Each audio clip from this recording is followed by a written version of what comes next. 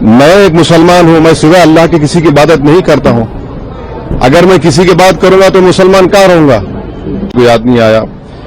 अब हम ये बोलना चाह रहे हैं कि जनगण मन जब आप पढ़ते हैं तो जनगण मन में क्या दिखता है कि देश दिखता है, देश की जनता दिखती है। जब आप वंदे मातरम पढ़ते हैं तो वो तो एक भगवान और देवी के बारे में पूजा की बात है उसमें। अब उन मुजाहिदीन आजादी को क्या बोलेंगे जिन्होंने इस देश के लिए कुर्बानी दी, चाहे वो मौलाना महमूदुल हसन हो, हुसैन अहमद मदनी हो, मौलाना अबुल कलाम आजाद हो, मौलाना काफी हो। ये तो देश को आजाद कराने के लिए किया था। यहां पर आप देश को इस तरह से पेश कर रहे हैं। और जनगण मन जो लिखा गया था वो तो जनता के लिए लिखा गया था। और मैं कह रहा हूं कि 1950 में राजेंद्र प्रसाद ने बहुत बड़ी गलती की। बगैर रेजोल्यूशन के उन्होंने कह दिया कि नेशनल सॉन्ग है, जबकि रेजोल्यूशन लेना चाहिए था उनको। तो और कहीं पर भी नेशनल सॉन्ग का डेफिनेशन नहीं है। तो आप इसको इस तरह से मुसल्लत कर रहे हैं देश के ऊपर, ये गलत है बिल्कुल। आर्टिकल 25 फ्रीडम ऑफ रिलीजन है, उसके स्टैंजास पढ़ लीजिए आप।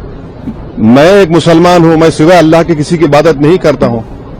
अगर मैं किसी की बात करूंगा तो मुसलमान कहाँ रहूंगा? तो आप तो आर्टिकल 25 का, 26 का, 29 का ग्रेव वायलेशन कर रहे हैं। और ये बता दीजिए, ये संघी आरएसएस के लोग कभी वंदे मातरम पढ़े? ये लोग कहां पढ़े बताइए? माफीनामे लिख रहे थे। और हिंदू महासभा और मुस्लिम लीग तो फौज जमा कर रहे थे अंग्रेजों को देने के लिए। आपने कभी जिंदगी में पढ़ा ही नहीं। और आखिरी बात, हमारा संविधान का जो प्रियम्बल है वो किससे शुरू होता है? वी द पीपल, भारत माँ से नहीं शुरू होता है ना, कहां शुरू होता है? तो आप तो ये तो बिल्कुल ही संविधान के खिलाफ, उन मुजाहिदीन आजादी के खिलाफ। और जो काम बोस नहीं किए, रविंद्रनाथ टैगोर नहीं किए, वो काम आप ये कर रहे हैं। जो कमेटी बनाई गई थी उन्होंने कहा कि नहीं। तो ये सब मकसद एक ही है कि इस देश को एक हिंदू थियोक्रेटिक कंट्री बनाया जाए। हम इसकी मजम्मत करते हैं, कंडेम करते हैं। और बीजू इमानुएल का जजमेंट आज भी रेलेवेंट है और कल भी रेलेवेंट रहेगा। અત્યાર સુધી આપણા દેશના રાષ્ટ્રીય ગાન જનગણ મનનું અપમાન કરવું એ કાયદેસરનો ગુનો હતો અને હવે વંદે માતરમ જે આપણું રાષ્ટ્રીય ગીત છે તેનું અપમાન કરવું એ પણ હવે ગુનો ગણાશે। એનું બિલ ગઈકાલે સંસદમાં પાસ થયું છે અને રાષ્ટ્રપતિની મોહર વાગતા જે કાયદો બની જશે। જેવું જ આ બિલ પાસ થયું એટલે આ બકરુદ્દીન ઓવૈસીને બરાબરની જલન થઈ ગઈ છે।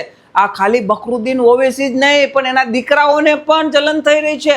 કારણ કે આજ દિન સુધી આપણા દેશનું રાષ્ટ્રીય ગીત વંદે માતરમ આ મુસ્લિમ વ્યક્તિઓ ગાતા નહોતા, જે હવે ગાવું પડશે અને નહીં ગાઈને એનું અપમાન કરશે તો ગુનો દાખલ થશે। પણ મુસ્લિમ સમાજના લોકો ધાર્મિક માન્યતાઓના નામે વંદે માતરમનું ગીત નહોતા ગાતા, જે આપણા દેશનું રાષ્ટ્રીય ગીત હોવા છતાં પણ આપણા રાષ્ટ્રીય ગીત વંદે માતરમનો મુખ્ય સંદેશ શું છે તેનું હું તમને સંક્ષિપ્તમાં જવાબ આપું તો માતૃભૂમિ પ્રત્યે પ્રેમ, આદર, કૃતજ્ઞતા અને વંદના વ્યક્ત કરવી, પોતાની માતૃભૂમિ પ્રત્યે આદર વ્યક્ત કરવો, પ્રેમ વ્યક્ત કરવો, એની વંદના કરવામાં પણ આ બકરુદ્દીન ઓવૈસી જેવા લોકોને પ્રોબ્લેમ હતો। બોલો, જે દેશમાં રહે છે, જે દેશમાં કમાઈને ખાય છે, જે દેશની સાધન સામગ્રીઓનો ઉપયોગ કરે છે, એ દેશના રાષ્ટ્રીય ગીત ગાવામાં આ લોકોને પ્રોબ્લેમ હતો।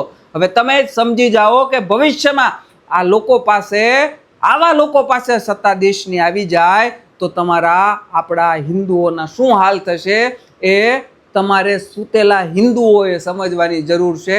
ઇતિહાસ તપાસી લેજો એકવાર, અને ઇતિહાસનું પુનરાવર્તન ના થાય એ જવાબદારી પણ આપણી છે।